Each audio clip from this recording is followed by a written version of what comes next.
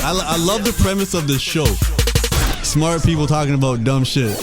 I think it's dumb people talking about smart shit. Oh, we go where we not supposed to go, baby. The Brilliant Idiots Podcast. Yep, Charlamagne the God. Andrew Schulz. We are the Brilliant Idiots Podcast, and today's episode of Brilliant Idiots is brought to you by Squarespace. From websites and online stores to marketing tools and analytics, Squarespace is the all-in-one platform to build a beautiful online presence and run your business. There are no hidden fees or price hikes, and all websites are optimized for mobile. And it's so simple. Start with a design template and use drag and drop tools to make it your own. Head to squarespace.com/idiot for a free trial. And when you're ready to launch, use the offer code IDIOT to save 10% off your first purchase. Let's start the show. Hezzy. What's up? How was your week? Gay. Oh, shit. Gay? How gay? They say on a scale of what? On a scale of 1 to, I don't know, who's the gayest person we know? Fauci, probably. On a scale of 1 to Fauci, how gay are you? Oh, bro, I'm COVID-19 like booster shot. Do you know what I'm saying? Fauci not really gay though. See, you're using gay in the 90s, early 2000s way. No, I'm not saying he's gay. I'm just saying he looks like a gerbil, which is something that gays put up their ass for fun. That was Richard Gere. Richard Gere wasn't gay. See? Now you're doing another mistake. You're mistaking butt play for gay. Can we start the pod over? Mad people like butt play. What do you mean? Pod over? Let's start it from the beginning. Okay. Yeah. Okay. Yeah. I go by the name of Charlamagne the God. I go by the name of Gay.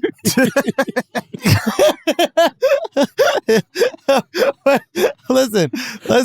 I'm converted. What? I'm converted to Islam. You see? You know what it is? Here's the thing. This is what happened. I told Andrew to go look at, I told Andrew to go on Gay Instagram, Gaye. Gay Magazine. Gay Magazine. The greatest Instagram page I told on the planet. you. Now you love it. That's my boys. You know, what are you talking about? I always love them, You bro. know why? Why? Because there's nobody with a better sense of humor. I'm a person that likes to laugh. You're a person that likes to laugh. There is nobody with better senses of humor, and there's nobody who's more comedically funny than the gays. Than gay people, yo. Bro, I don't care. And I'm not talking about laughing at them. No. The shit they say is hilarious. It's hilarious. But also, always has been. But they'll also laugh if the joke is funny. Like we were saying some shit and they're like, I ain't gonna lie, that shit's hilarious. Listen, here's the thing. We all live for compliments from gay men. And it's a fact. Why do you think people have gay stylists and gay hairdressers and everything else? Like, yeah. A woman can be like, yo, you fine. Charlamagne doesn't have a gay stylist, by the way. I know there's a lot of gays watching I don't have right a gay now. stylist. But you see him in his sweatsuits every single fucking day. There's no way. Charlamagne dresses like he's trying to make weight for a fight. That's right. That's right. I was at the doctor today doing a stress test, and I was on the treadmill. I had my shirt off. The doctor is a man, too. The doctor goes, MMA? That's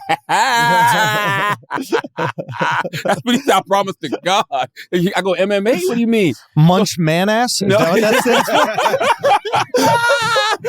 He was like, you look like an MMA fighter. I'm like, nah, just work out. I'm like, really? That's what he said. He was trying to rizz you up there, well, bro. it worked. Okay.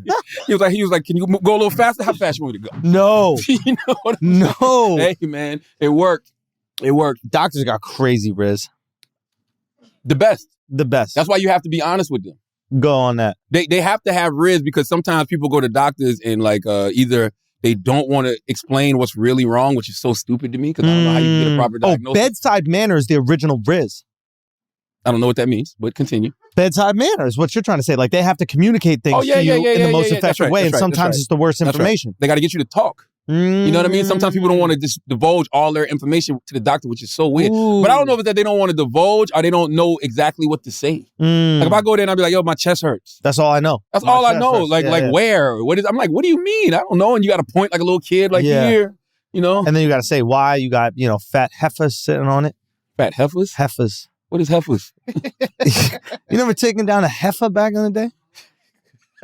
What, a big woman? Yeah, you never seen. Oh God. You never seen some heifers back in the day, bro. This guy crazy. You trying to bring heifers back? Yo, heifers. I'm trying to rizz up some heifers, bro. Sometimes I'll set a trap for some heifers. I'll be like, yo, Simba's dad's in the middle of that alley, and then the heifers come running, bro. What is the real definition of heifers? I mean, it's a word we start. It is a cow. Well, cows are all female, guys. I'm glad we got some biologists in the building. Cows are all female? Yes. A bull is a man. A cow is a female. But a heifer, if you get yourself a nice heifer for winter, keep your bed warm. Yeah. A female that gets on your nerves and or does annoying things. That's got not nothing to do true. with weight. No, that's a big girl. That's what you want? I'm just saying, I like heifers. Man, shut up. Come on, bro. You heard this somewhere. Why Now y'all you got- where'd you hear the word at, yo? Yo, Tell us where you heard it. Why can't I Were you watching old episodes of Good Times or something? Where did you? Can I be great, bro? Good Times of Can I be Jeffersons. great? Nah, you was watching Good Times of Jeffersons. Bro. Golly, You ain't just coming bro. here screaming heifers. Honestly, you need Who's a jive turkey? You need a little heifer in your life, bro. You need a little heifer in your life. I can tell. That's so crazy. You two in shape, bro. A heifer would never do that. My wife's a trainer. I know. Got to get it in. You know what I was thinking about yesterday, man? My wife fall in shape too, She cooks crazy though. but she cooks crazy. She trying to make me a heifer. Oh, to keep you from being desirable. Mhm. Like that mustache isn't doing it already. Why do you do that every winter, bro? Son, Why do you grow that? I'd be asking him the Why? same Like shit, why? Like what is the point? Son. Why do you do that every winter, yo? Yo, this guy's an asshole. bro. What? This guy's an asshole, man. What? Y'all, first of all, don't know how to riz women. Okay, none of y'all have no riz. This is how I riz my My wife rib day's up, bro. been over, bro. I'm a happily married man. Nah, but no, mustaches are back. Heifers are back. What do you think a heifer likes the most? A heifer like a cowboy. Do you know what I'm saying? I'm a cowboy and I'm trying to wrangle these heifers. Grow the beard with it at least once. I can't grow a beard, you son of a bitch. You can't? There's no way Son you of a can. bitch. There's no way you got This that much facial motherfucker. hair over your lip and can't grow a beard, bro. No, it stops Stop. growing over here. I'm Mexican. I'm from Mexico, bro. You didn't know that? I'm a gay Mexican, bro. Did you not know that? Did you not That's know so that? crazy, man. Yo, This guy, happy holidays. to come all on, the bro. gays. Yes, happy Feliz holidays. Navidad to all the Mexicans. Feliz Navidad. Do you know what I mean? Feliz Navidad. Hottest, listen, most fire Christmas song of all time, by the way. What is it? Feliz Navidad. Nothing slaps like Feliz Navidad. All right, let's sing it together. Feliz Navidad. Feliz Navidad. Feliz Navidad. Prospero año felicidad. Hey, hey. I wanna wish you a Merry Christmas. I wanna wish you a Merry Christmas. I wanna wish you a Merry Christmas from the bottom of my heart. Da, da, da, da. That's all I got. That was fire. Yo, it's the most fire Christmas song of all time. Imagine how fire it'd be if you had a mustache like this, No. singing it, No. singing it No. to a nice No. heifer No, that looks, on the street. that looks suspicious. What do you mean? Right? What are you Who is this white guy with a Mexican mustache singing Feliz Navidad to a big girl on the street? And gay. What's this music playing? This ain't Feliz Navidad. That's a new version. That ain't the original. Oh, I thought you were playing Lean on Me. The original slaps. Did you see the president of Ukraine yesterday? No. Explain to me. I'm not the highest grade of weed in the dispensary. Okay. Your country's in the middle of a war. Yep. How do you have time to fly to America to have a press conference in front of Congress? Son, that's all you should be doing. What do you mean? When you're a country that's the size of Ukraine going up against a way bigger country, Mhm. you need the world's support. True. So you got to be doing podcast tours. Like it's like you're dropping a special or dropping an album. Well, he was doing stuff over Zoom before, but I'm just saying, how do you Zoom don't slap, bro? like, why would they trust flying out of a country? You know what I mean? I Going think- airborne, coming all the way to America. Like, I'm not trying to undermine the war, but I think that you got to look at it a little bit more like Russia is occupying territory, not like they're just trying to take over the whole country. got you. So the parts that aren't occupied by Russia, fly at us. Operate Got you, normally, got do you, your got you. thing. Yeah, Nancy yeah. Pelosi will show up, Yeah, like whatever. yeah. He thanked Nancy for coming in the height of the war. Oh, okay. Yeah, I just, What? I'm just trying to figure it Nancy out. Pelosi got some Feliz Navidads, if you ask me. I'm just trying to figure it out. So, can we bring up Nancy Pelosi's Feliz No, Navidads? we don't need to. We don't and need her to do that. Prospero Año We Nuevos? don't need to do that. I'm just. What? Is that normal, Chris? What normal? It's normal for leaders of countries to leave the country while they're at war. Right there, Taylor. Ben Franklin wasn't a. He said Ben That's Franklin not did it. true. Ben Franklin wasn't a leader though. He was already there, my G. But Ben Franklin wasn't a president. Oh no, Thomas Jefferson was over there for a minute. Yeah. Oh, yeah, Thomas yeah. Jefferson. Yeah, because he was the ambassador to France. Thomas Jefferson was the American ambassador to France. Okay. So he was out there, and I learned that from Hamilton. There's a rap. Really? It's a rap. I didn't pay that. I mean, I watched Hamilton. I thought it was great, but it's in the battle scene. When they're all in the circle. Okay. See, that's Hamilton's education. Bars will teach you everything you want. But if we want to talk about Nancy Pelosi, we don't. Got to talk about that older woman like that. Stop objectifying that. They like it. After a certain age, they like it. What? If a 90-year-old woman likes to be objectified.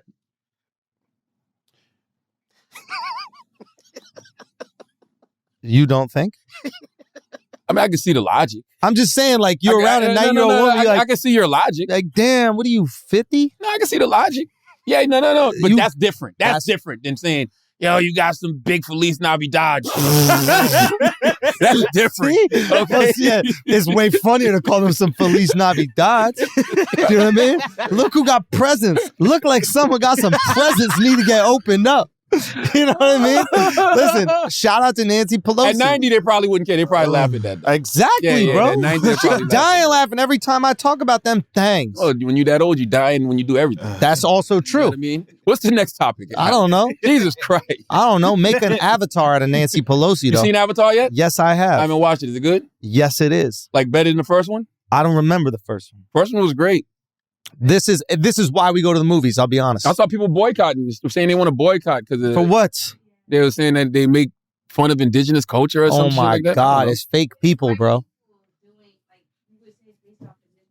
Are they doing Blueface? God, it's not real people. Who's the blue people? Who's the what are they saying? Some like Samoans and like Hawaiians. They go to the water tribe and it's basically Samoans and Hawaiians. But I don't know, they didn't get no Samoans and Hawaiians to play them? The first one was in the jungle. Now they go into the water. Next one, they'll go to the mountains or something. How much money has Avatar 2 made? I don't know. The first one is the highest grossing movie of all time. This one got to make like $2 billion. To break even, I saw. Break even, What's the point of even doing a movie like that, yo? How much has it made so far? $500 million. I mean, I'll be honest. They say it was supposed to make that the first weekend. Well, this is why we go to the movies. I truly do believe this. It is spectacle. It's amazing. Yeah. You get wrapped up in this world, and it's like it is totally worth putting on clothes, leaving your house, and going to the movie theater and enjoying this for like 3 hours and 20 minutes. And it's like the story is solid. To some people, to my wife, she's bawling out, crying. My boy Derek Poston, hilarious comedian, he said he was like so fucking teared up by it. He was like embarrassed. I didn't get teared up by it. I guess I didn't relate to the story as much, but the spectacle, what they built, like it's genius what they just put together. You know what's so interesting that you say that? To get people to go to the movies, it's going to have to be events from now on. Exactly. You can't just put a rom-com out there and expect us to go. It's like, it has to be Top Gun. It got to be Avatar. It's got to be Black Panther 2. That's real. It's got to be Nancy Pelosi giving a speech. Because when I went to go see The Menu, I said that to myself as I'm leaving. I'm like, this could have been on streaming. And that's like kind of the way our brains are now. Oh, how was The Menu? I didn't give a fuck about it. Really? My wife liked that kind of shit. I literally only went because it's a horror movie, right? I guess. None of that shit is scary no more. Yeah. The reason I say none of that shit is scary no more because like, yo, I've lived life. Yeah. I'm 44 years old. Yeah, I know what actual fear is. I've seen things that are actually terrifying. The shit that they put in like, that's shit not scary. It would never happen. You want maybe more of like a psychological thriller? It is a psychological thriller. I just think that real life is scarier than anything they could ever put in horror movies. Like we've lived long enough to see things scarier than Freddy Krueger. We've lived long enough to see things scarier than Jason Voorhees, Michael Myers, because the reality is, all jokes aside, Jason Voorhees is Jeffrey Dahmer. Jason Voorhees is Jeffrey Dahmer. Yeah. No, who's scarier to you? Jason Voorhees. No way. Jeffrey Dahmer could actually exist. Jeffrey Dahmer could be living in your building right now. Yeah, but as long as I don't go to the gay bar, then I'm good. Allegedly. You might look delicious that day.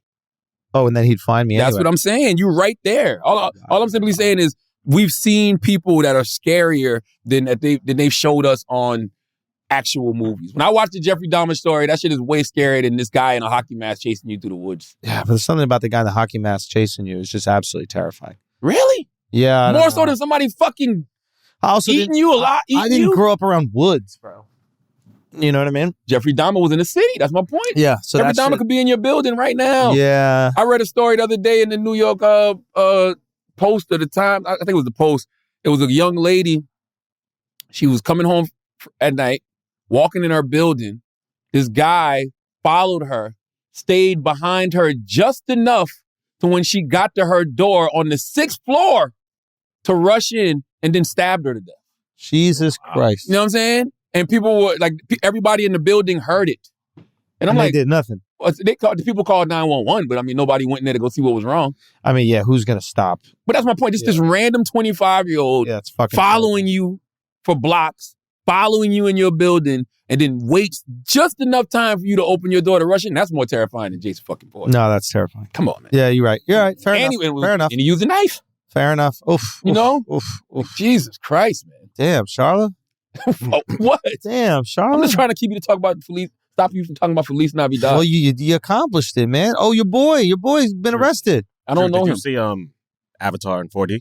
3D. There's a 4D now? Yeah, you should have did 4D, bro. 4D is just what? Like the seat vibrates? So seat moves, you feel wind, you feel water. There's like flashing lights sometimes. Yeah, I don't need all that. It's amazing. Oh, I had that. I saw that somewhere. Union Square and Times Square got it. That's like the Avatar ride at Universal Studios. Yeah, it's almost like that. But you can watch the whole movie like that. I don't need all that though. I don't need all that. I want to eat snacks, bro. I'm not trying to get fucking pissed on the whole time. Imagine watching a porn like that. Yo. You're sitting there 40 porn is crazy. 40 porn. You just get missed wild. down, like getting a little sweat on you. Yeah. You know what I'm saying? Yo. Like somebody spits in a butthole, you feel it on your hand. You know what I mean? Jesus, that's a genius idea. God. Why don't you invent that? And then when the jizz comes. Uh-oh. They got to make it edible though. The jizzler. No. They would have to make the jizz edible. So it is edible. Why do these girls act like that shit not edible? That's what I'm trying to understand. Like, I don't understand why that's not edible. Why is it not edible? It is. That's it. Yeah. I think that's where the term eat a dick came from. You know what I mean? What do you mean, we do our own? It's part of us. It's already part. We don't got to eat. What do you mean if it splashes? Taylor, what do you say? Get on the microphone. I don't know what you're trying to say. Yeah. Boom. Taylor trying to ask crazy questions. Taylor, I'm not gonna lie, you look skinny, yo. She does, right? I thought I was thinking the same thing. You stress? look skinny. Nah, stress. I work out and do SoulCycle every week. Well, it's working. Thanks. Yeah. I was gonna say, you guys, you had a story that you jerked off one time and it hit you, and you was like disgusted with yourself. But damn, son. I didn't say I was disgusted with myself. I was more proud of myself that your boy got fucking distance. That's why you grew the mustache out to catch it. Honestly, next time. for real, I think I grow more on the part that it landed. Yeah, one side, it doesn't grow as much as the other side. Yeah, you got to fertilize it. Tayllo, what are you asking us? Have we ever eaten cum? Yes. No. Your own. No. No. But what is so what? That's what I'm trying to say. Like, why do we got to eat it? Does a chicken eat its own egg, Taylor? Does a chicken eat its own egg? No. But would it eat somebody else's egg? Yeah. But guys are grossed out by their own. Say again? Yeah, because it's our own, bruh. Rita says edible. You don't think gay guys be sucking each other's dicks and cum? I know. Who's grossed out by their own cum? But they're not going to suck their own. Straight guys, like, they're grossed out by their own cum. Who? He just said he is. You drinking your own cum? Nah, that's the no, wait a minute. Come on. Where are we going? Stop. This is two different questions. This is two different questions. That's crazy. Exactly. You asked us, are we afraid of our own cum? The answer is no. I'm not that narcissistic. Then you said, do you eat your own cum? The answer is no, too. Yeah. No, but I'm saying, like, if a girl was to swallow your cum and then you're kissing her afterwards, you got to wait for her to brush her teeth. No, she's got to drink something and also swallow. You're not doing that to your wife. I mean, my wife, no, it's not even, we're not even talking about that with my wife. I don't know what we talking about. I can only relate to one thing, bro. Don't talk to married men like that, Taylor. Say that for these other podcasts with these single motherfuckers that still be out here fucking. Yeah, exactly. And sucking everything that's moving. All I'm trying to say is that women, you're allowed to consume that. It's not gross at all. What you mean? You just said it. That's what you were just saying. No, I don't know what she was saying, to be honest with you. I was asking guys. We don't eat our own cum. That's the answer to the question. But yes, Brooklyn pastor Lamar Whitehead was arrested. What was he arrested for? He went viral on social media for his lavish lifestyle. Although being a pastor, he's been arrested on charges of fraud, extortion, and lying to the feds. According to authorities, Whitehead scammed money from several people, including one church member who he scammed for $90,000. Pastor Whitehead has denied all allegations. Interesting. Thoughts? I don't know. I mean, I'm shocked. I'm shocked. that the pastor that drives a Lamborghini and stripped out in Dior might be a scammer. But how was that scamming?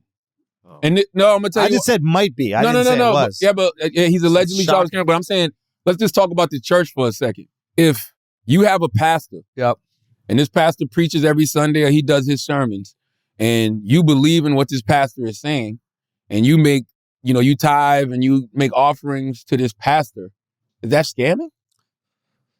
Well, it depends how they do it. He's not. How is he scamming? It depends. He took money for how? Come here. I don't know the story. If you're a church, you're probably spending that money. It's always weird when you see a wealthy pastor. It's always weird when you see a wealthy pastor because you're a little bit concerned that they're using God and people's belief in God to enrich themselves. So if this is the same charges that have been against him for a while, basically there was a woman in his church, I think there were several women like that, who couldn't get a mortgage on their own for whatever reason. He said, I have connections in the real estate industry. You give me the money. I'll go procure the house for you. And you'll get the house that way. And they gave him, in this case, I guess, $90,000. Nobody ever got a house. He pocketed it, wouldn't give it back. And I think they're... Well, that don't got nothing to do with church. No. Yeah. But, the relationship starts through church. Yeah. They trust him because he's the pastor. I mean, this goes on in Brooklyn a lot, especially you have these houses that are worth a lot of money now, and people don't have any real liquid assets, but they're sitting on property that's worth a lot. And they give money to somebody they know who says they're going to basically shortcut the system, and then the person just never gives the money back. So that's different from what we talking about. What were we talking about? I was thinking you was talking about just people who give money to pastors. No, I don't think that that's necessarily wrong because, you're tithing and that's part of the religion. And I don't think that that's bad. I just think that there are also other ways that you can scam. And if you're using those tithes to personally enrich yourself, like, for example, if you represent God in the church, there's I believe Bible verses about humility and helping the poor. But how can you help the poor if you're riding around in a Lamborghini and you're... Pause that for a second, Taylor.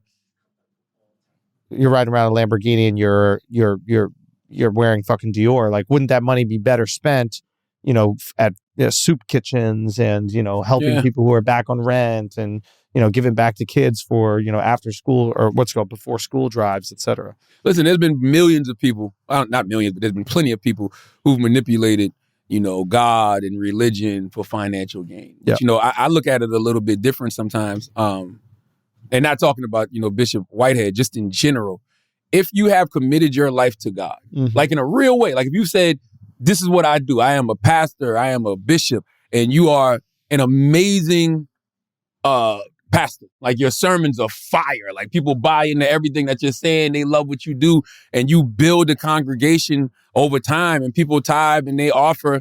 And you become wealthy because of it. What's the problem? Because here's the thing. Nobody cares when... Give it away. God told... But people do, though. Was God rich? If Jesus was rich and Jesus was balling and Jesus was driving a Lambo-Camel or whatever the fuck they got around with back in the day, then do it. But if Jesus was out here in rags, giving everything that he had to everyone around him, and you're emulating Jesus, but you got the Lambo and the plane, there is a disconnect Jesus here, is not a good example, though. Of God? I'll tell you why. Because... Of Christianity? No, I'll tell you why. Because Jesus knew magic. But Jesus was able to do miracles. He was able to turn water to wine. He was able to take, 2 loaves of bread and some fish and make it plentiful enough for everybody to eat. We don't know magic. So the magic is the economics of it all, right? So when you have these people and I'll use somebody like Bishop T.D. Jakes, for example. Bishop T.D. Jakes does so much for the community of Dallas. So much. Provides everything from housing, the food, everything. He gives to the community. You can't do that if you're in a position of financial distress. I didn't say distress. Yeah. I didn't say there is a spectrum between distress and being a multimillionaire. And I understand the criticism from religious and non-religious people who look at pastors who are incredibly wealthy and say, hey, I feel like that's more money that could be going to the people because that's what our God says to do. I understand their criticism. I'm not saying that, listen, this is your life. You can do what you want. I'm not a follower of a specific religion. So for me to tell you what to do for your God makes no sense. But I understand that criticism. Yeah, I think that's reasonable. I just think it's weird that we want public servants to be poor. Like, I want service of God. I don't want service of God. But what if submitting your will to God and being of service to God, that's the reason you're wealthy? And by the way, don't get me wrong, there are scamming ass pastors. I don't want anybody to think I'm saying that there aren't pastors out here that scam people, under the guise of God. But what about the ones who really believe, really out here preaching the word, and they're getting blessed for it?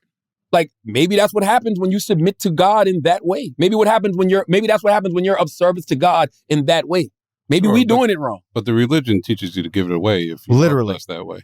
Like, bring up the Bible. They don't say to give it all away. Where does it say that? Well, bring up the Bible verses. What does religion say? Hey, give all your money away. But you're not getting the money. God is getting the money. Let's just be very clear. God don't need the No. money. But like, the money is for preaching the word. The money is not for getting a Lambo. So when that money goes to... I wish we had someone who is more well versed on religion here to speak. I'm saying, if you want to buy a Lambo, why can't you buy a Lambo? That's like saying a pastor shouldn't live in a nice house. No, I'm not saying you shouldn't live. You shouldn't suffer. Well, I think it's like prosperity preaching, right? Like, that's the term for this. And I think the idea, if you look at it in a positive way, is you're inspiring the people who follow you through what you've achieved because you've led a godly life, and if they follow a similar path, they'll get the same things. I mean, that goes back to like the Reverend Ike thing, right? Who's Reverend Ike? Reverend Ike was like the most famous prosperity preacher. He operated out of, I think, Harlem, uptown in like the 50s and 60s. Okay. He would literally tell people, send me $1 in the mail, and if you do that, you'll get back $5 because God's going to... That's just silly. Well... yeah, that's just nonsense. Like that's nonsense to me. Because I'm not going... First of all, he was a hustler. Yeah, we know God don't need money. Like, that's number one. So when you say things like, oh, donate some money to God, or you give me this $1, you're going to be blessed. Like, I don't believe in none of that. You know what I mean? But if you do go to my church every Sunday, or you go to my church every week, and you're inspired by what I say and inspired by what I do, and you want to tithe and offer, cool. and how I choose to use the money is how I choose to use the money. Yeah, but it's like, I guess there's the other thing. Is like, you get rich off someone else's bars. He's saying your bars. You know what I mean? Like, no, I mean that. Like, he's saying your bars. He's saying your song. But it's the delivery. You know what I mean? It is the delivery that matters too. But you are taking the greatest things that God has ever said, humans have ever said, the prophets have ever said over the last 5,000 years. Of course, they're going to touch people. So if you're making no money off that, you're just giving it back to the people. I go, ooh, that guy's out here for the betterment of people, and this is awesome. If you doing it, you're getting rich, and I'm like, yo, you're playing the hits. Those are the pastors that suck. The pastors that suck are the ones that do the karaoke. If all you can read is scriptures, you're garbage. It's the ones that can take that script, like you're a comedian. Yeah, you can take a scenario and build a whole thing around it. Yep. That's what the fire pastors do. The fire pastors take a scripture. That's true. Yeah. And they say, hey, this is the scripture that we're learning from today. Yeah. And then they can build a whole sermon from different level. 100%. I don't want this to come across like I am being hypercritical of like a Bishop T.D. Jakes, or there's other guys who have made a lot of money. What's the guy, the Houston dude? He gets a lot of shit. Creflo Dollar. Creflo Dollar. I was thinking of Osteen. Yeah. So it's like, there are many that have. Now, I'm less critical, for example, like if they have a private jet. If the use of that private jet is to touch more people and preach the word, like I don't see that. I'm more critical of like having 14 cars than a private jet, because you only need a couple cars in order to get to the church to preach to the people. You need a jet potentially to fly around so you could preach the word, get more people, help more people. The 14 cars, 17 houses, these types of things, that's where it gets a little bit iffy if you're just using God. If you're somebody who believes in God but makes your money doing something else, make all the goddamn money that you want. Yeah, it's just strange to me. Like we don't have no problem with people who make their money by, I don't want to say nefarious, but like if I'm out here doing music and the music's talking about violence and the degradation of women, and the celebration of drugs, I can make millions of dollars and nobody will ever say anything. Yep. But somebody out here actually saying something good is being rewarded, and we look at it like, oh, that's a little sketchy. I don't understand the logic. It's because they're saying, yo, God told me to tell y'all to give me money. That's why. Why is that so hard to understand? Hey, God told me the other day to bust it open and give me that 10%. I don't hear that as much as I used to. But to that point, You know what I mean? Yeah, I got you. To that point, what about activists, right? You have people who literally go out there on the front lines. Speak on it. And they protest. Speak on it. They protest. They protest for us. Yup. They're fighting battles that we know nothing about. They're the ones getting arrested at the Capitol and everything else. And then when they buy 14 houses with the money that was given to them, and then hire all their friends and pay their friends millions of dollars, we criticize them. No, I'm with you on that. But that should be criticized. You should be able to ask where the money is. But I'm talking about activists I'm talking about activists that we see actually doing the work. Why do we get upset when they ask for donations to do the work on behalf of us? I never get upset. I think that's awesome, and we should donate and we should help these people. Mm-hmm. We want them to be out there on the streets. We want them to be fighting for these causes because clearly we're not doing it full time, so we need someone else to do it full time. But when it looks like they are personally enriching themselves from those from those donations and not furthering those causes, that's when we get to be like, hey, what's going on? And I think the same thing applies to the wealth gospel, or what Chris was saying. Prosperity gospel. Yeah. Not saying that they shouldn't be able to do it, and not saying that they shouldn't also have a life. Let's say, for example, he makes a very reasonable salary, takes that money, invests it in other things. That investment makes a bunch of money. And that's why they're so rich?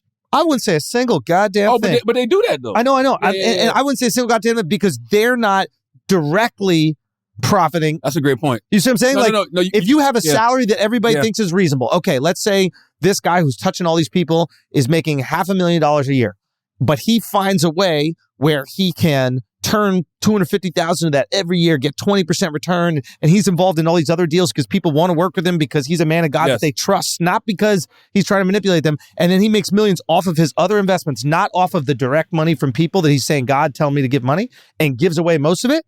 I wouldn't criticize him for a second. That's a great point. Okay, is that fair? Suppose or no? he does those investments through a nonprofit that he doesn't have to pay taxes on because it's set up as part of smart businessman. 100%. I need to learn the fucking same thing. I don't know. I mean, I don't feel great about that. Well, because basically what Chris is saying, whoa, you're using God as a shield. You're using, the Catholic Church historically has been the biggest landowner in the entire world. I think it's now the Mormon Church. What, the Mormons beat them? Or something like that. Yeah, but they're running businesses, but they're not paying taxes on it. Man, you ain't going to ever see me be angry at nobody who has found a way not to pay taxes. God. Amen. Amen. Amen.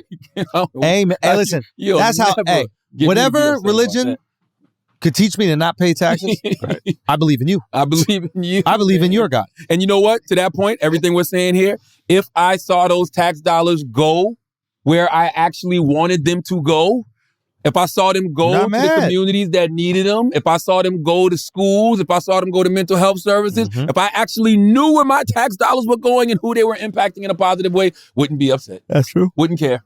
But the fact that I don't know where my taxes are going, let me keep my money. Because I know what I do with it. You know what I mean? I know where I donate my money. I know my money goes to mental health resources. I know my money goes to scholarships at HBCUs. I know what I'm going to do with my money. Yeah. You know? Didn't we build the roads already? Like, that's what I don't like. Like, they're going to the roads, they're going to the highways, and it's like, they built it. Maintenance. How much we need to maintain, bro? A lot. Is it that much? You want to drive over a Brooklyn Bridge that was built 200 years ago for horses? Bro, I'm in Rome. They got the same roads that were built 2,000 years ago. Get some fucking Romans to do it, right?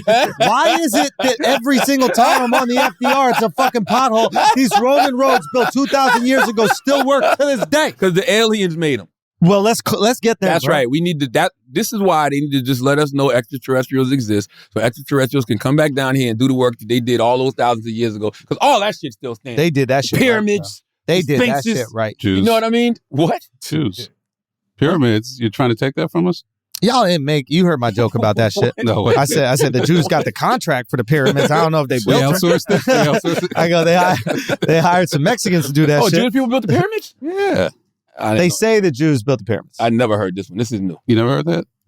That's the whole story of the Exodus. Yeah. They enslaved the Jews. They brought them down to Israel to work for the pharaohs, make the pyramids, and that's what happened. Boy, they're not going to like that one. Moses set our people free.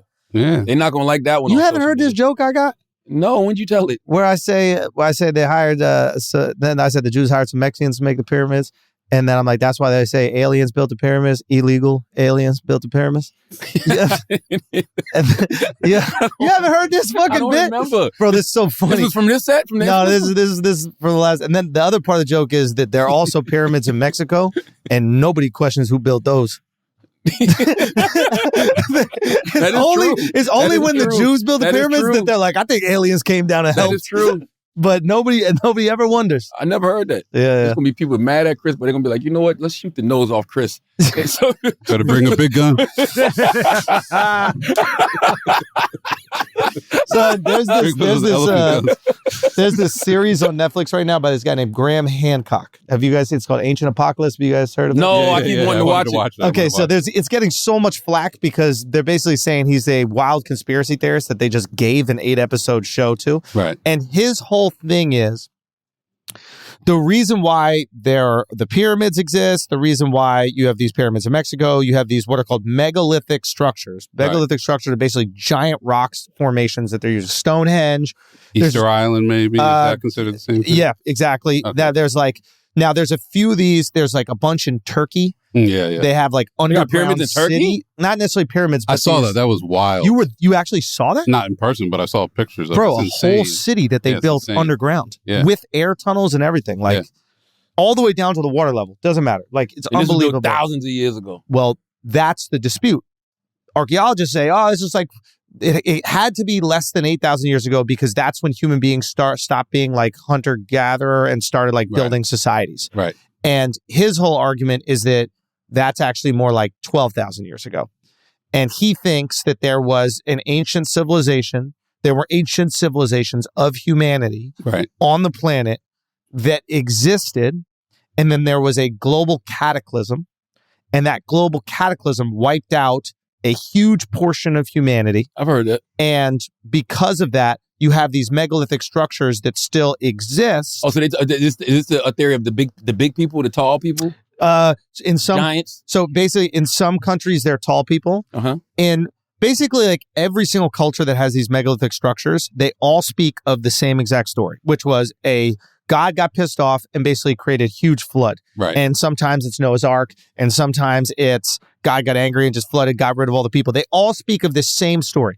And what his argument is these stories are based on truth that has just been passed down and they've been mythologized. So you have people going, it's crazy right now because back in the day, there were way more people, but there was this huge flood and it wiped out everybody and we were the lone survivors. And that story gets passed down. And eventually, they throw these structures together and they put these different things on the structures. They put a snake on the structure. Well, what is a snake? His argument that a snake is what people see as like comets. So they're like sky snakes. And there's a reason why every one of these megaliths has like snake features on them is because it was the snake that hit the earth. And like when I was asking about like why are there dragons in Chinese mythology and dragons in Irish mythology? I believe all that shit existed at one point. 100%. I don't care what nobody says. Takeaway is there. So what he thinks is there is this global cataclysm that happened before what is called the Younger Dryas. So this like 12,000 years ago or something like that.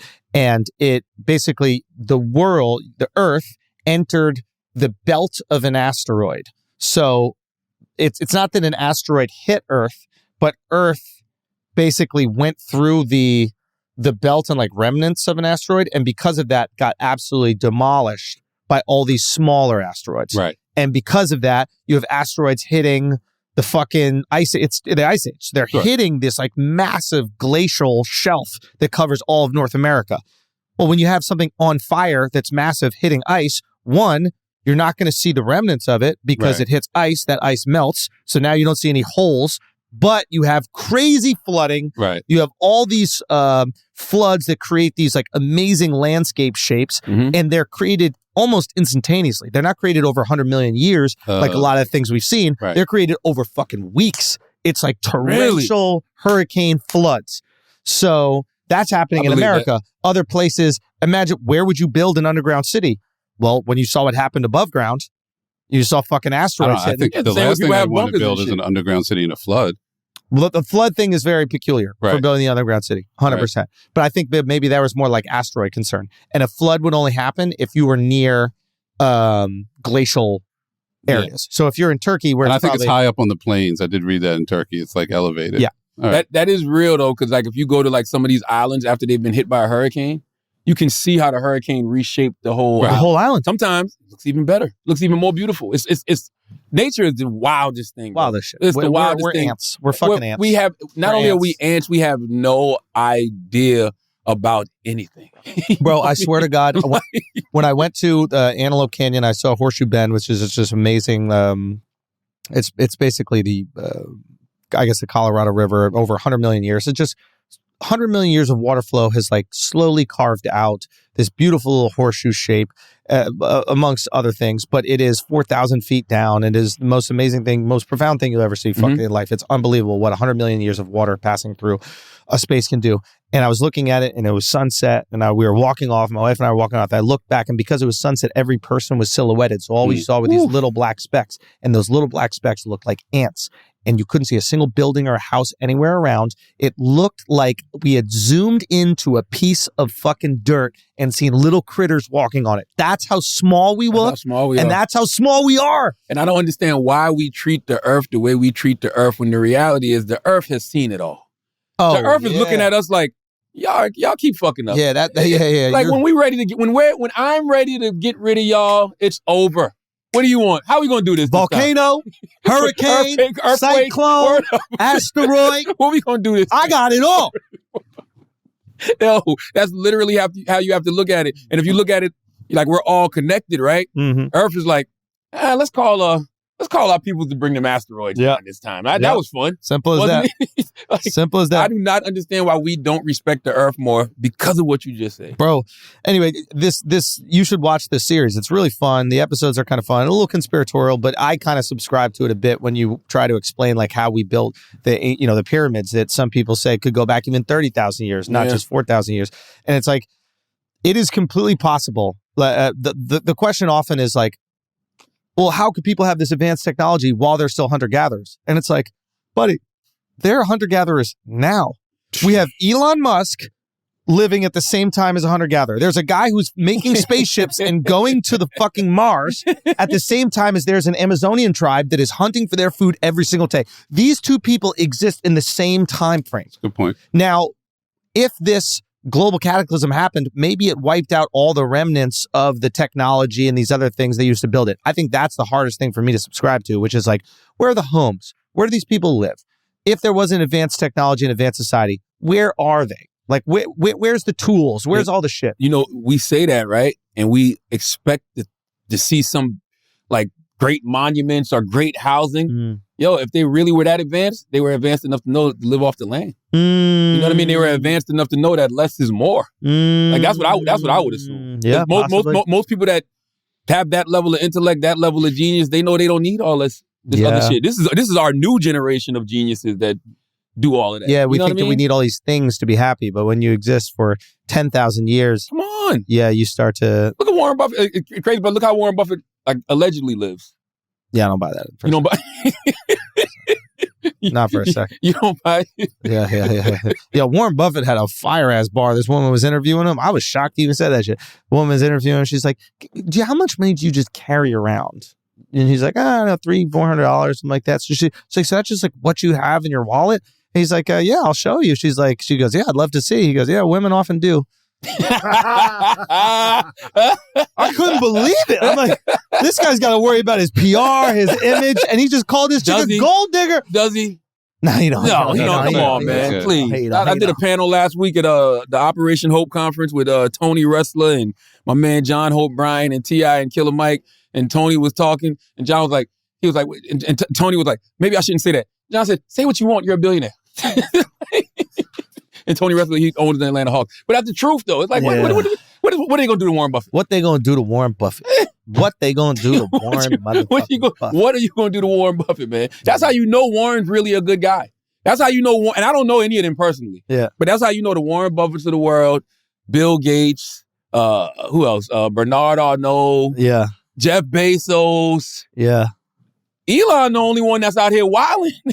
Well, because those guys... These dudes been billionaires for a long time and they ain't really out here just wilding on people. Well, because those guys are more... Gates people are coming after for sure. Gay people? Oh, yeah. Gates. Yeah, but people are trying to cancel Gates. But they think Gates has too much influence on the world. No, well, this is what I think it is. It's like, I think when you're a billionaire and you just accept that you're a billionaire and you're not looking for people's approval, you're just looking to make more money, people are okay. Yeah. When you want to be a billionaire that's well liked, that's when everybody takes their ass down. Who got in trouble? Bill Gates. Bill Gates went on. What did Bill do? He tried to be a saint.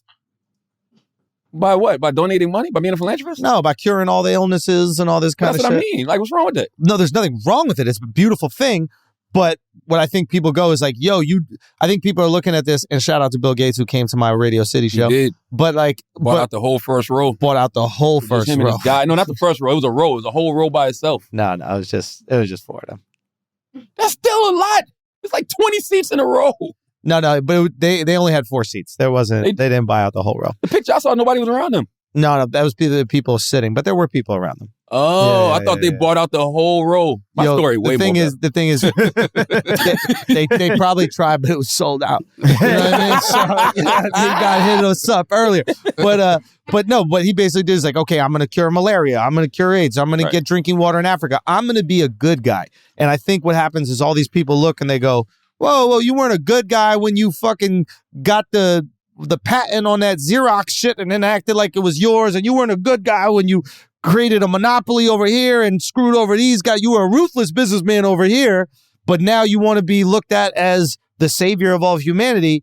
Oh, fuck you, we're taking you down. What's wrong with that, though? If we're giving past this shit and saying past this should reinvest. What I'm saying is I'm not saying whether something's right or wrong. Yeah. I'm just describing the human reaction. Like, for example, when somebody goes out there and they go, I want to save the environment. The first thing, when someone goes, you should save the environment, I believe in saving the environment, right?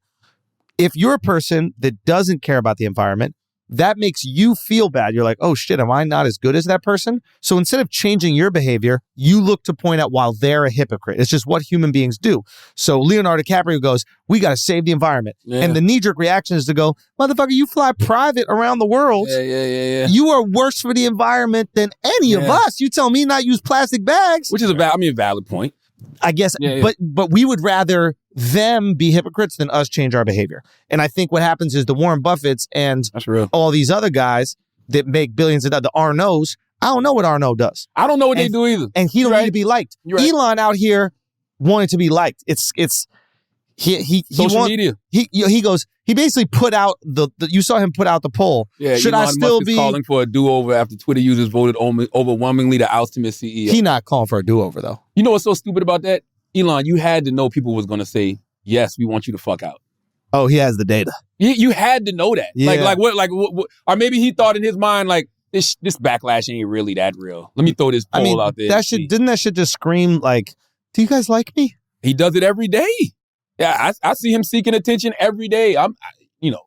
It's one of the reasons I hate social media. You're not going to be a billionaire and liked by everybody. You could be liked by everybody or be a billionaire. You cannot be both. Man, Schulz, you don't even got to put billionaire in front of it. Shit, millionaire even. You're not even millionaire. You're not going to be a person and be liked by everybody. Yeah. All right? That's just not the way the world works. It's not designed that way. It never has been. It never will be. Yeah. But when you are a billionaire or a public figure, there's more of a target on your back. Yep. People do not want to like you. Yep. Which is why I don't understand why people focus on the folks that don't fuck with them.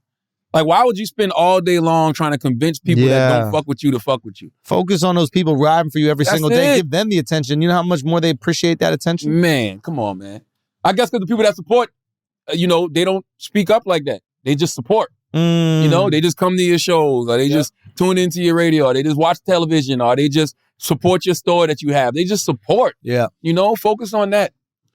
Elon said he is going to step down when he finds a suitable, which I'm sure is 1 million of people that are suitable to run Twitter. I mean, I'm sure his goal was always to step down. Like, I'm sure he is a CEO for SpaceX. I'm sure he has a CEO for the Boring Company. I imagine maybe he's still the CEO for Tesla. Maybe he's not. But I'm assuming every one of his companies, he has like a chief operating officer or COO, somebody who can look over the company. So having a CEO at Twitter isn't the ideal thing for him, right? But so I don't think he lost much by doing this poll. He still owns the company. Yeah. But he just found out, I guess, more people were not into him, which is obviously going to hurt his feelings. I keep going back to everything that I've said before. None of these companies are going to really, really flourish until there's some type of regulation. And I think it needs to be FCC rules and regulations. These are broadcast platforms. You have to treat them like every other broadcast platform. You got to treat them like all the traditional broadcast platforms, whether it's TV, radio, newspaper, whatever. It needs to have that same type of regulation because the truth to the matter is it's just too much power. It's really that simple. No one man should have all that power. Period. It's just too much power. It has too much influence. What do you think Kanye was talking about when he said that? Anyway, look, guys. Just pay some bills out. This guy really is a comedic asshole. Genius. Like, for no reason. You want to do NordVPN? Yes, I do want to do NordVPN. Yo, also, I had to tell you, man, and I fucked up. I forgot it, but my boy Aton got you some socks. Word, where they at? At my crib. Damn. I'm going out of town. Yeah, I'm going out of town next week. I'm going. But he listens to the podcast. He's like, yo, he runs him and Andrew run this store called Knickerbocker. It's my favorite clothing store. So shout out to Knickerbocker. Big shout out to Knickerbocker. And it's down over there on Canal and Worcester. But fucking amazing stuff. If I ever look good in anything, it's because I got it in Knickerbocker. The reason I look ridiculous today is because I got no Knickerbocker on. Actually, no, this top shit is fire. But my point is they got you a whole bunch of, these socks, the socks that I'm wearing right now, beautiful, nice, none of those, classy, step your whole game up. I don't even know if they're the same pair. And I left them at home, bro. I left them at home. Good for you. You got the blacks right. Yeah, I don't know if they're the same pair. You got the blacks. They're the same pair. Are they the same pair? Yeah, same little indentation around them. Okay. Well, look, guys. Listen, some of you guys are probably missing out on your favorite show because it's not available in your region, okay? You're trying to keep your private time private, aren't you? Well, look, I got to introduce you right now, all right, to NordVPN. Think about this, all right? You're traveling abroad. You started this Netflix series in America. Now you're no longer in America. The Netflix has changed no matter where you go. Netflix Italy is going to be different than Netflix America. Netflix Thailand is different than Netflix America. You can't even finish your series while you're in Thailand, bored out of your mind, okay? I used it in Taiwan when I was... And they didn't have the same stuff. Yeah, I was in quarantine for 8 days. I had nothing to do. So I did a little research. I looked up, this is before they were even a sponsor, what's the best VPN service? It was Nord. Signed up for it. 8 days straight. Netflix. Quarantine. And you could get the ESPN. That's the other thing that frustrates me. I'm in a different country. I can't even watch the videos on ESPN because they're not acceptable in that region or whatever. You can get a lot of sports on it. Yeah. Actually, I haven't looked into it, but the European sports. Oh, go watch some soccer matches. Maybe some boxing you guys don't want to pay for. There we go. All I'm saying is NordVPN got your back, okay? There's no need to travel to Japan to watch your favorite anime shows, okay? You can travel there with the VPN. NordVPN will bring you that. They got 5,000 plus server options, no shows out of your reach. They've also doubled down on keeping you safe with their new threat protection features. So say goodbye to intrusive website ads and malware. Even if you download an infected file, threat protection kicks in, deletes it before it makes a mess out of your computer. It's the price of a cup of coffee every month. Think about that. A small price to pay for premium cybersecurity and access to a vast amount of entertaining content from all over the world. So grab your exclusive NordVPN deal by going to nordvpn.com/brilliantidiots to get a huge discount off your NordVPN plan plus 4 months for free.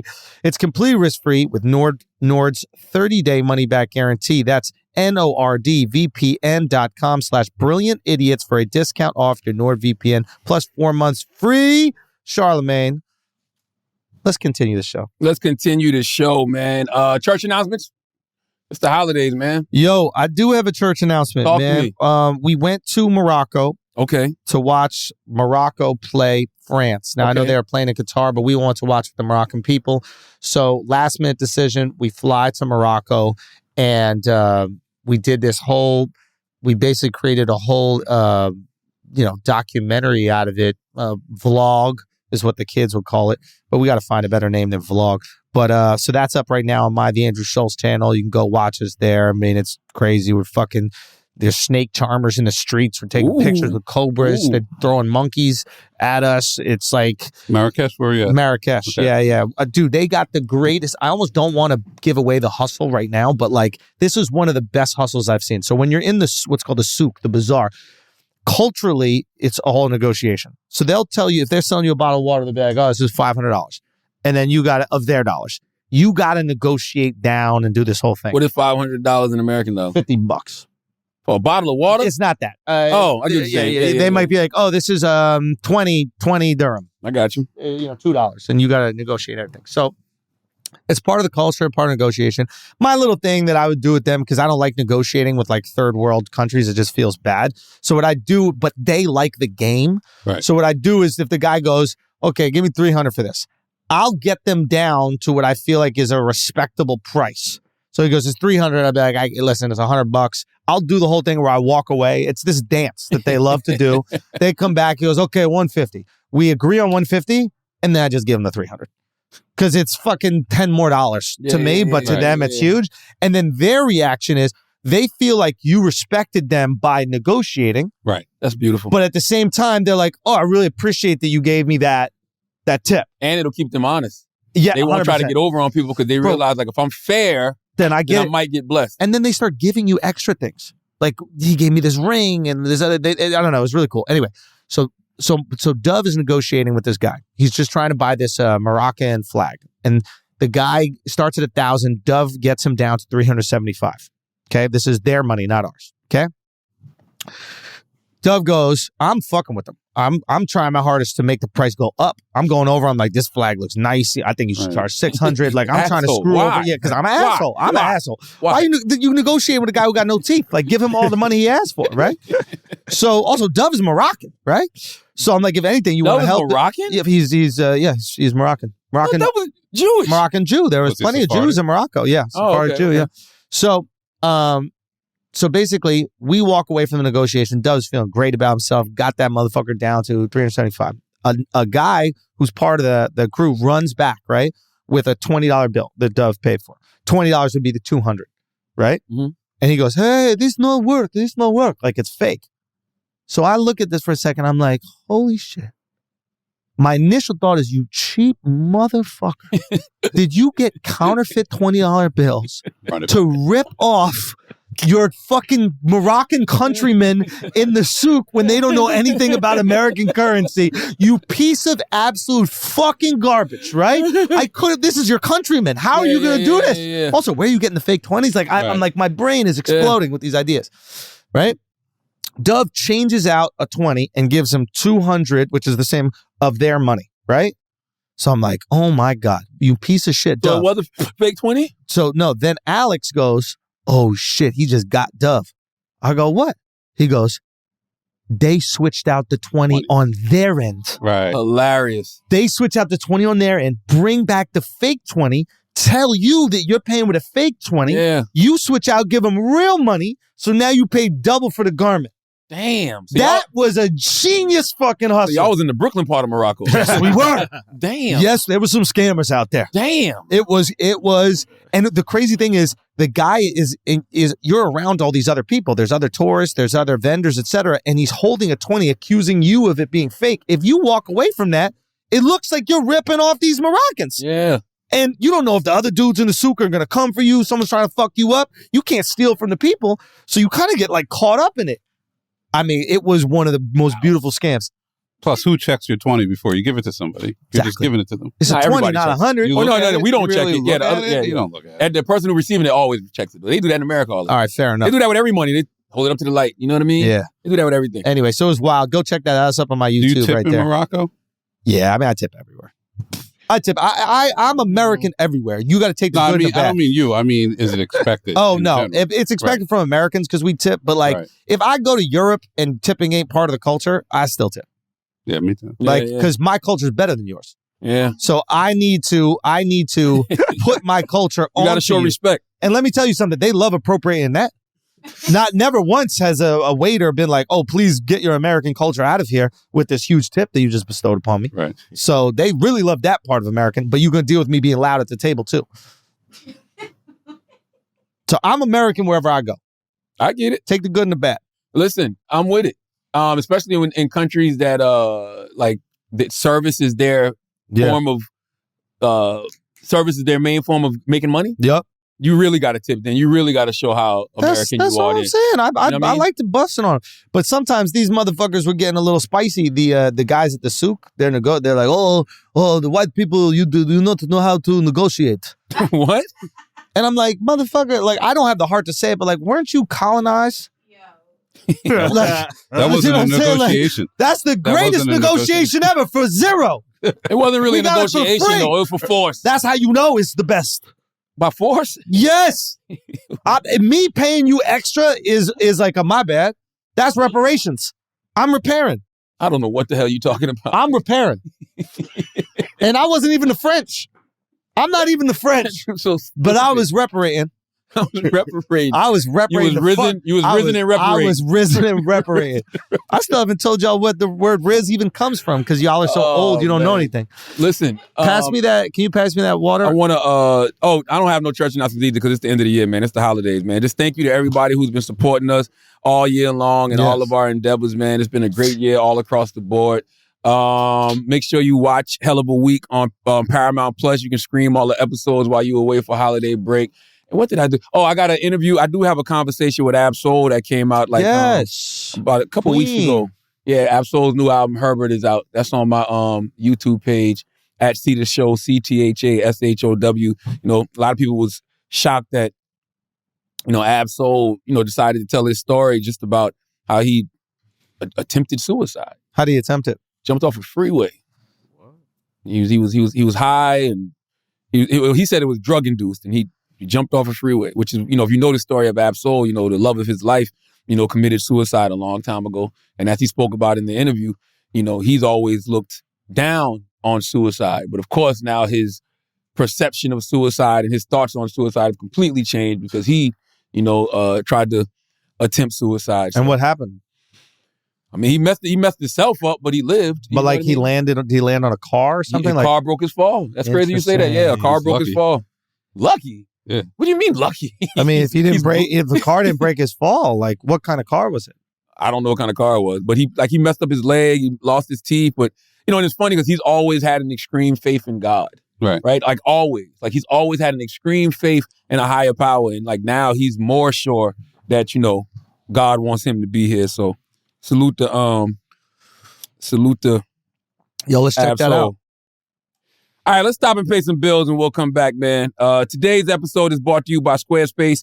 Squarespace is the all-in-one platform for building your brand and growing your business online. Stand out with a beautiful website, engage with your audience, and sell anything, your products, content you create, and even your time, all right? Squarespace makes it easy for creators to monetize their content and expertise in a way that fits their brand. With member areas, you can unlock a new revenue stream for your business and free up time in your schedule by selling access to gated content like videos, online courses, and newsletters. Create pro-level videos effortlessly. The Squarespace Video Studio app helps you make and share engaging videos to tell your story, grow your audience, and drive sales. Stand out in any inbox with Squarespace email campaigns. Collect email subscribers and convert them into loyal customers. Start with an email template and customize it by applying your brand ingredients like site colors and logo. Built-in analytics measure the impact of every word, okay?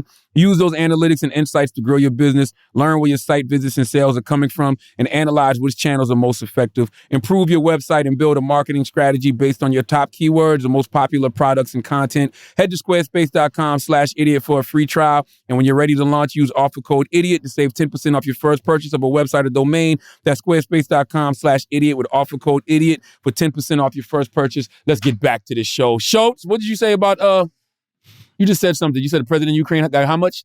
$47 billion. So that's on top of all of the billions that America has already given them. So yes, I guess that is reason to leave your country in the middle of a war, to come stand up in front of Congress and tap dance. And the speech wasn't that fire. I actually turned from it. I watched some of it. I'm like, that's a lot of money, bro. Now think about it. I ain't never seen a pastor give a speech that fire and get $47 billion. Pastors be having some fire ass speeches. That's facts, bro. This is why final funding bill includes $45 billion for Ukraine. How much is that on top of, bro? 40, that's a lot of $1 billion. I think 65 already. 65 already. So we talking about $110 billion, bro. So they're getting $8 billion more than the $37 billion President Biden asked Congress for last month. You cannot get mad at American people when they're pissed off about shit like this, yo. When Americans are pissed off about shit, about what's going on in our country and how fucked up schools are, how fucked up affordable housing is, how they're not donating money to mental health services, all of these different things. They just got to explain to us how this benefits us. And it probably does in some weird geopolitical way by like applying this pressure to Russia. It limits their influence on the world. And by limiting Russia's influence on the world, it increases our influence. And by having more influence, we get goods for cheaper, oil for cheaper, blah, blah, blah. I don't know exactly. I don't know either. But you got to explain to us why giving them $47 billion makes it better for me. Please, man. Because that's not their money. Tell us the geopolitical ramifications of this shit. That's our money. See it. That's the people's money. Government don't got no money. Why do you think, Chris? I mean, I think you nailed it. I mean, I think it's part of our larger American strategy going back, 50, 100 years of you contain things. So in theory, if Putin's about to start, I mean, it probably has a lot to do with oil is the best way you could frame it, that you don't want Russia controlling all the oil coming out of Europe and to Europe, to Europe and the market. But I got to be honest, I'm trying to look at it a million different ways. I have a hard time justifying it. I do get a kick out of the Republicans who are looking at their phones and not clapping and basically... Oh, I love that. They've been doing that since the Obama era. Right, but you got to remember, someone my age who grew up in the 70s and 80s when Russia was the ultimate boogeyman, the ultimate bad guy, and who was the Russians' greatest enemies? Rocky. Rocky, yeah, right. Rocky Balboa. Right. But the Republicans spent... Forget about billions, trillions of dollars. We got to contain the Russians. Now you could argue, okay, that's Russia, the Soviet Union versus Russia, Putin. But the larger argument that the Republicans held up for decades and decades and spent so much money and time was the Russian mindset is one that if we don't contain them, they're going to take over the world. They don't value things the way we value things. They're a different type of people. We have to keep them in check. Isn't Putin an old school Russian like that? Of course he is. Now the fact that the Russians have flipped and supporting Putin and not wanting to contain Russia, you know that this is all BS. So what's going to keep somebody like Putin, who they say allegedly is, under the weather, which you've been said that a long time ago. Right. Well, he has cancer. He's more than under the weather. Oh, he's got cancer? He actually has it? The theory is he either has Parkinson's or cancer, and he's in the later stages of it. I think that's allegedly still. I think that's cap. You think it's I think that's put out by Russia. Okay, but I think that's Russian throw you propaganda. off the scent. But even so, what's to stop Putin from hitting the button? Because regardless of whether you say you're participating in the war, if you're funding who I'm going after, now we at war. That's what I'm saying. Oh, I mean, look, you can look at us. How close did we come to hitting the button when Russia was sending money to Cuba and arms to Cuba? Why? That shit was on our backyard. Mm-hmm. Ukraine, it's closer than the backyard. They share a border. Mm-hmm. So, we talked about this the other day. This is a public display of support for Ukraine. But beyond public, and it's been beyond public. Yeah. You know what I mean? So now you're bringing us into potential war with Russia. You can't tell me you're not at war with me if you're funding my enemy, bro.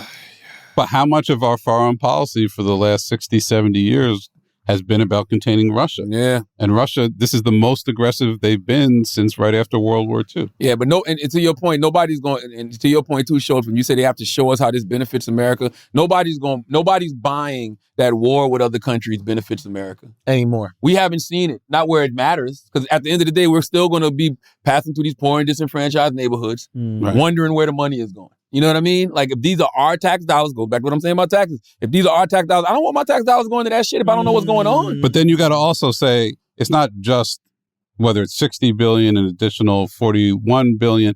You got to look at the U.S. defense budget in its totality. $800+ billion. $1.6 trillion.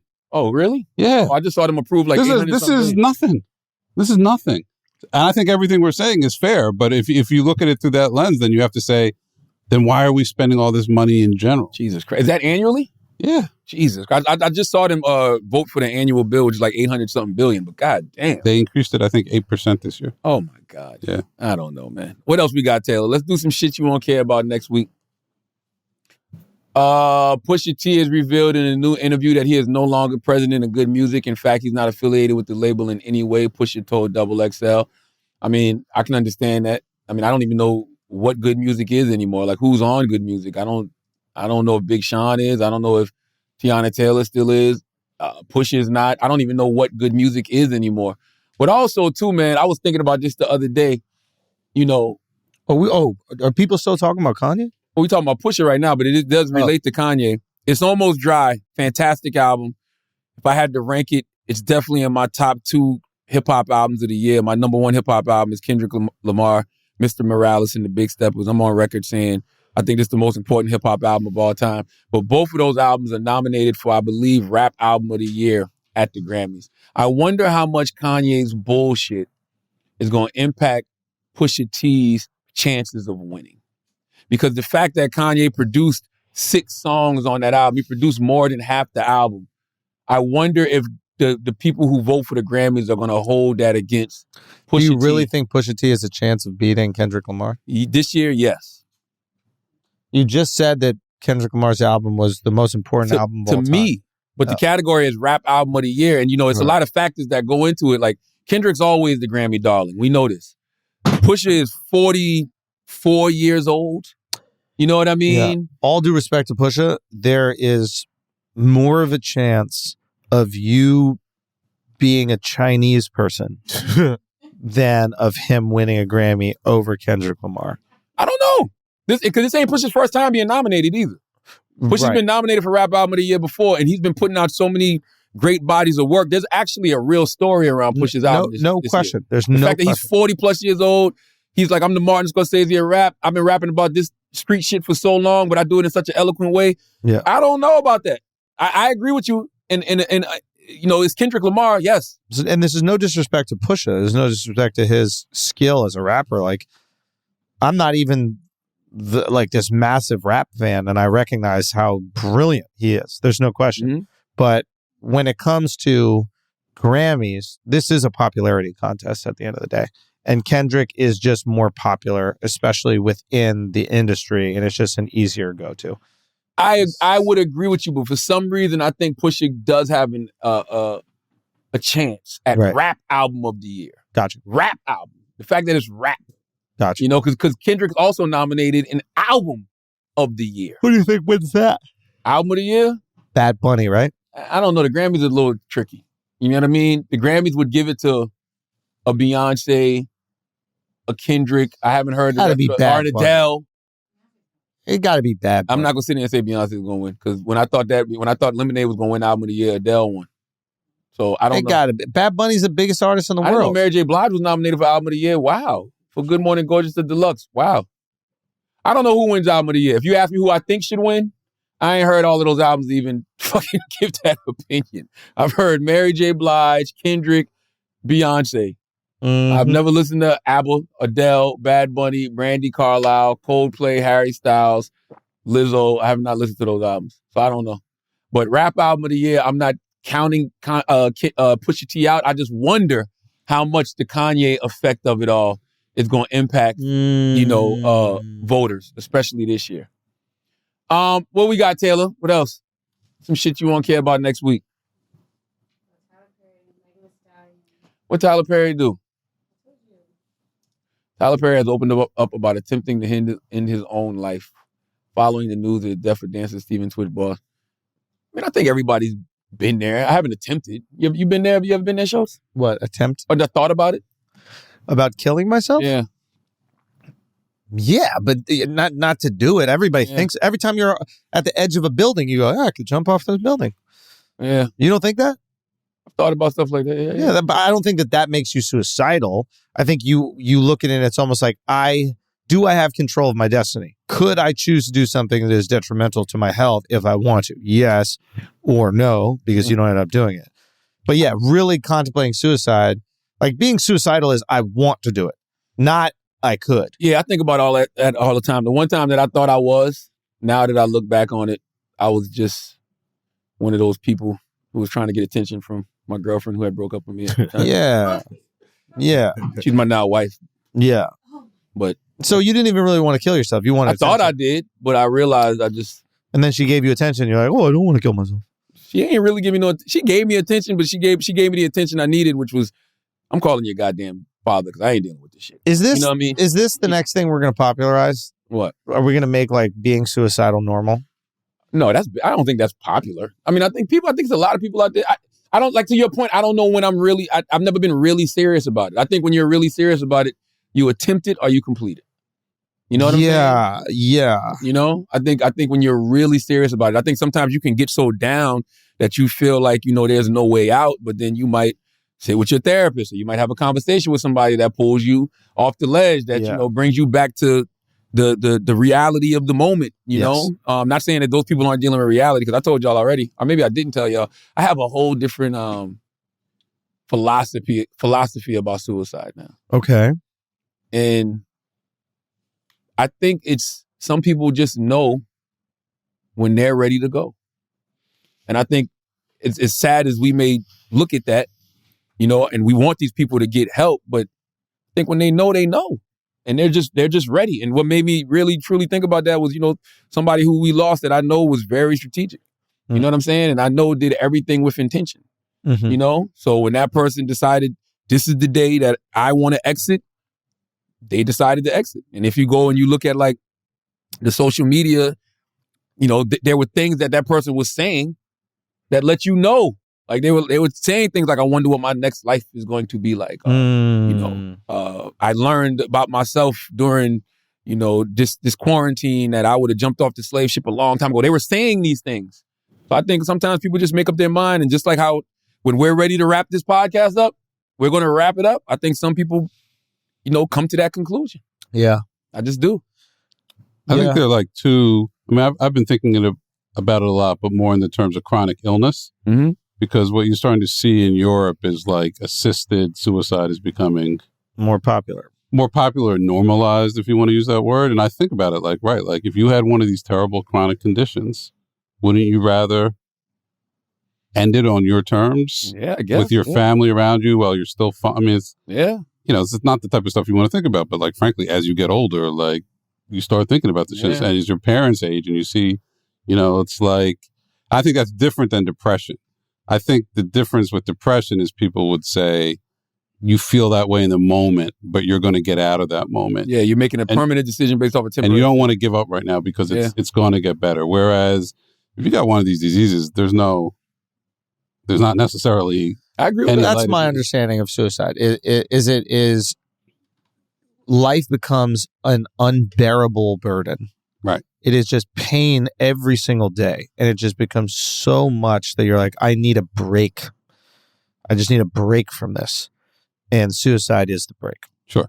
And I think with the chronic illness that happens, with maybe chronic depression, it gets that way. And it's incredibly sad. I've never experienced that. Yeah. I've never felt like I want to kill myself ever. Like I really enjoy, I'm very fortunate that I really enjoy living and everything. I thank God for it all. Yeah. Everything. That being said, when I am on something high, I always look over and I go, ugh. It's human. Yeah. I also have a crippling fear of heights. Right. 988. That's the suicide prevention hotline. 988 is the suicide prevention hotline, man. You know, and we don't want nobody making no permanent decisions based off temporary feelings. But facts. I do just wonder. I do think sometimes I really feel like some people just know, and then, you know, you hear things about like they were so at peace. You know, days before they did it, nobody saw anything. They didn't think anything was wrong. You know, I think because they've just made up their mind. Like, what if it's a calling? Like, what if your next life or next dimension is calling you? What if you just know, hey, man, I'm done here? I don't know.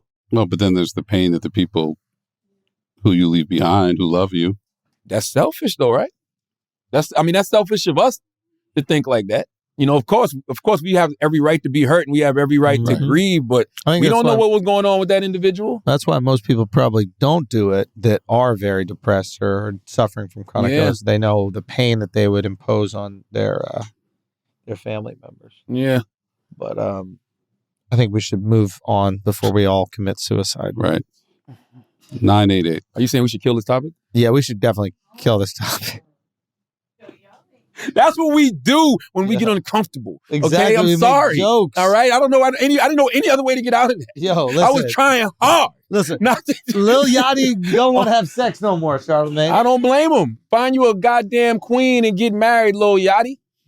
Lil Yachty said he doesn't have casual sex anymore. Salute to that king for knowing his worth. Okay, he says he feels that some women may think he's gay because he's obtaining from sex. No, Lil Yachty. Not at all. Nobody thinks you're gay because you're abstaining from sex. A slut, a male slut.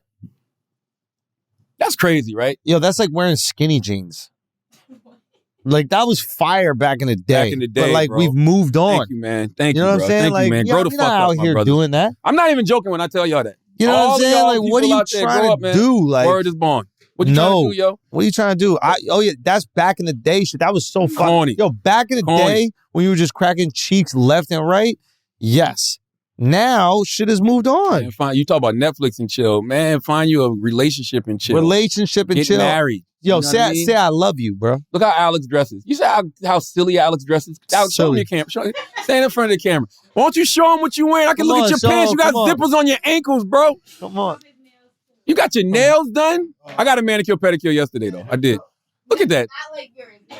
Look how cute Alex looks. You got rips in your pants. You look like Zara, H&M. You just cute. I'm comfortable. Look You're at comfortable, I'm comfortable. Crazy. Oh, you in a relationship? Yeah. Oh, I'm sorry. I didn't know that. It's new? But that boyfriend girlfriend shit don't count. Like we Nah, it talking don't, about it don't. love, Get married, bro. bruh. Marriage. Hold on, it's a new relationship? Commitment. Nah. No, Oh, you been how long?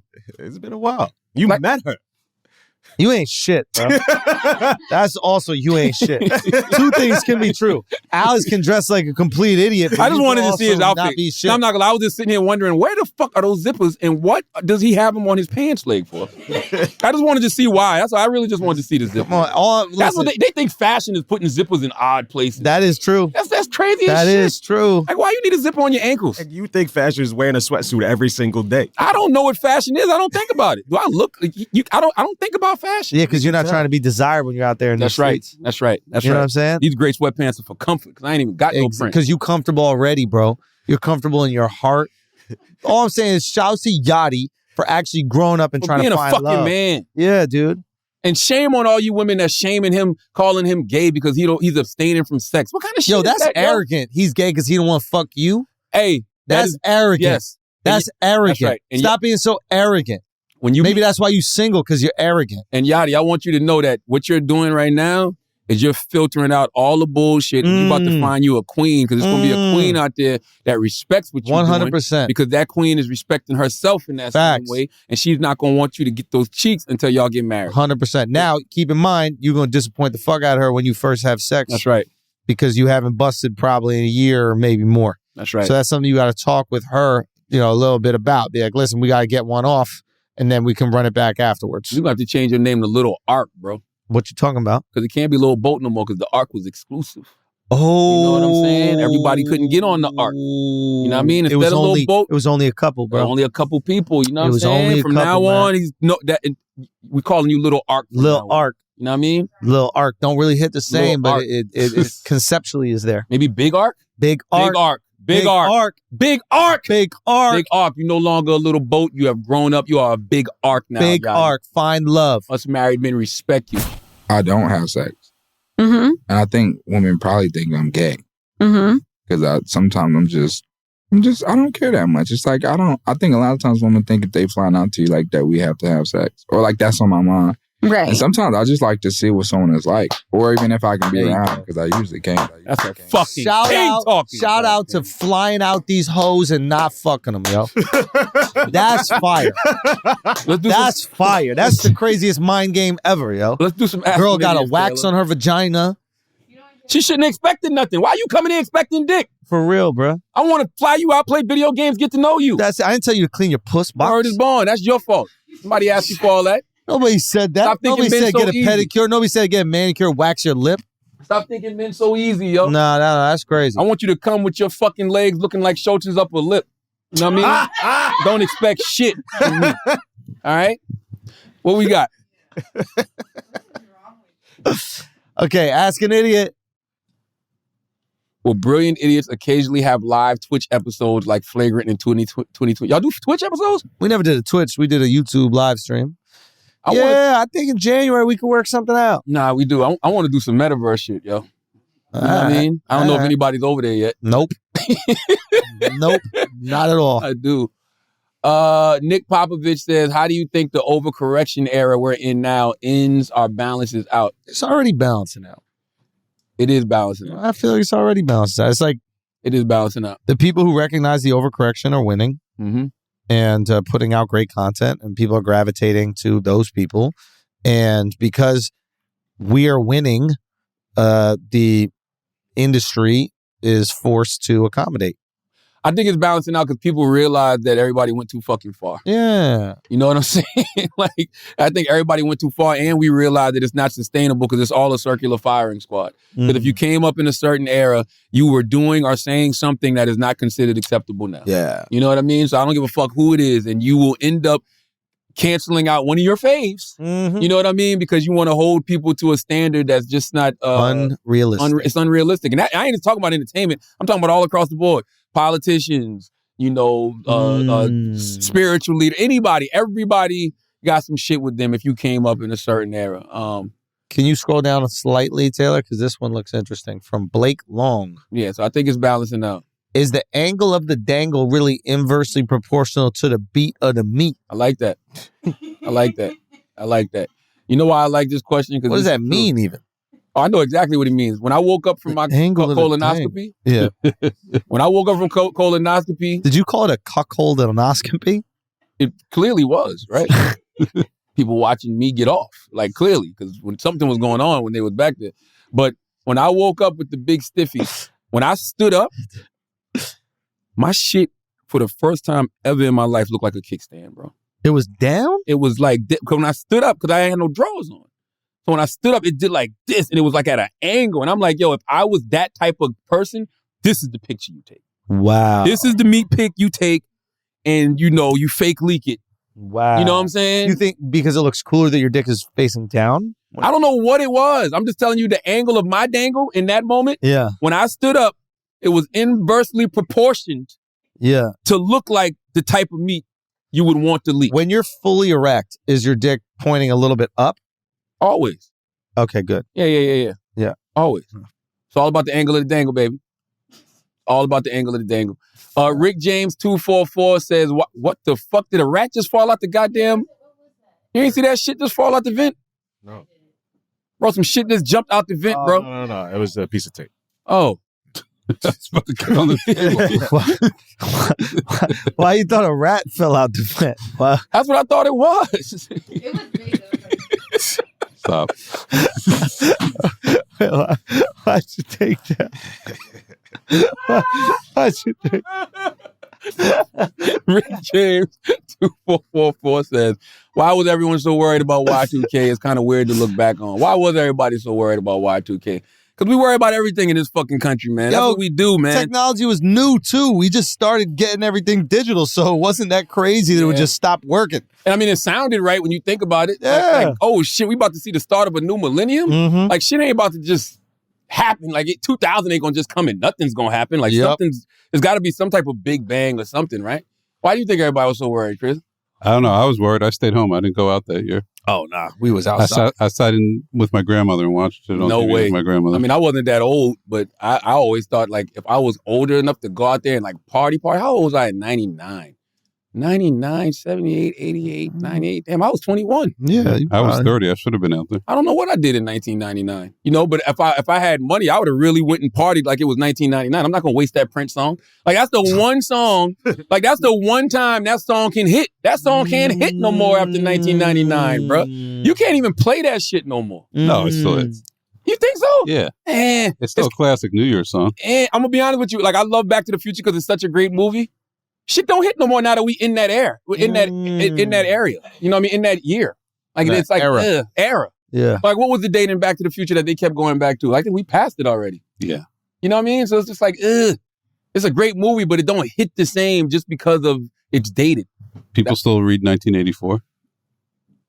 That's true. We're long past that. That's true. But 1984 still has a lot of shit that's relevant That's what now, I'm saying. like going Right. on. That's the only reason. That's why I went back and read it. Yeah. What is the triple banana throwdown? Oh, I know. What is the triple? I got to do that, bro. I got to do that. Remember That's the I had angle of the dangle? No, remember I had the 2 bananas on the pod? Remember when I was having my breakfast? I forgot to do it before the pod and I had it during. Oh, they want to see you do 3? I could easily handle 3 bananas, bro. What? Y'all think I can't handle 3 bananas? I wish I could see. I want to see, bro. I want to see that for the new year. Y'all think, I guarantee you I can handle 3 bananas, You can do bro. 3? Son, You can't do 3. You can't. I can't do 3 You don't got that bananas, kind bro. of mouth. Bro. Stop, bro. Nah, you don't got that kind Now you're going to make me do 4. Nah, come on. Now you wildin'. Nah, dude. Nah, I got 3. If you do 3 bananas, you making Pornhub. You think so? Guaranteed. I'd be fire to go viral on Pornhub. That would be super fire. I'd definitely make Gay Magazine. Yo, if we do that, you gonna make Gay Magazine for sure. If Andrew does the 3 bananas, we got to put the headline, Andrew Schulz takes 3 to the throat, and put it on Pornhub. And just to see how many views it gets. Bam, bam, bam. Nah, that'd be fire. Andrew Schulz I could eat 3 bananas at one time, bro. That's nothing, bro. That's nothing. Andrew Schulz takes 3 to the throat while cuckold Charlamagne watches. You know what I mean? Done. We're doing it. New year. New year, baby. new me. New year. We've been in the new studio in the new year too, right? Maybe a little bit after. All right. Thank you to WTF Media for always, supporting us. Thank you. And that's it, right? Yo, thank you guys so much, man. Thank we you for the year. appreciate y'all. Thank you for always supporting, always rocking with us, man. Just all this stuff, man. Yo, thank you not only to the people who listen, thank you to the blogs. Like, thank you to people who are cutting these clips, making them go viral. We appreciate it. From Gay Magazine, the Cultural Millennial, who else? I mean, we get posted a little bit everywhere sometimes. You know Academics, the Grand Wizard chat word I can't say. Like, just to everybody who's out there Shade pushing the content. Shade Room. Yeah. Thank you to all the listeners. Reddit moderators, the moderators on there. Yeah, cool. for real, man. Thank you guys. We appreciate it. We appreciate all the love. We appreciate all the complaints. We out here for all of it, man. It is what it is. We just come here and we do what we love doing every week. I love doing Brilliant Idiots. I love coming here and, kicking it with my friend Andrew Schulz. It's the best. Every week, even if it, makes my blood boil and gives me high blood pressure. That's what the edits are for. And when we're 50, we letting it drop. Here you go, baby. One episode? Whoa, one episode with just all the edits? That's fire, bro. Here you go. When we just need to blow it up, when we decide we need to blow the whole thing up, it's over. I'm 50. That's it. And that's not far from now. That ain't far from That ain't far from now. I might need a couple more. When I'm 50. When I'm 50. Not I was about to say, make it 60. Maybe when you're 50. Not your trajectory, though. Nah, we gonna have some fun. We all, everybody's doing what they're supposed to be doing. We all living the way we're supposed to be living. God is good. Thank you, God. We thank God for it all. God bless. Thank you so much, man. As always, okay. Taylor says, what was your favorite moments of 2022? Because, we're going to have to put together the best of Brilliant Idiots of 2022 because we're not going to be here next week. I'm going to be out the country. You going to be out the country too, right? Yes, sir. Yeah, so comment under the post. We'll probably post a little meme or something, ask you what your favorite moments are, and you can leave us those moments, and you'll get that in the best of show. But thank you, man. As always, if you listen to this podcast, you think we're smart, you think we're intelligent, you think we're brilliant, you're absolutely right. But if you listen to this podcast and you think we're just a couple idiots who don't know shit, you're right too. It's the Brilliant Idiots Podcast. Thank you for listening.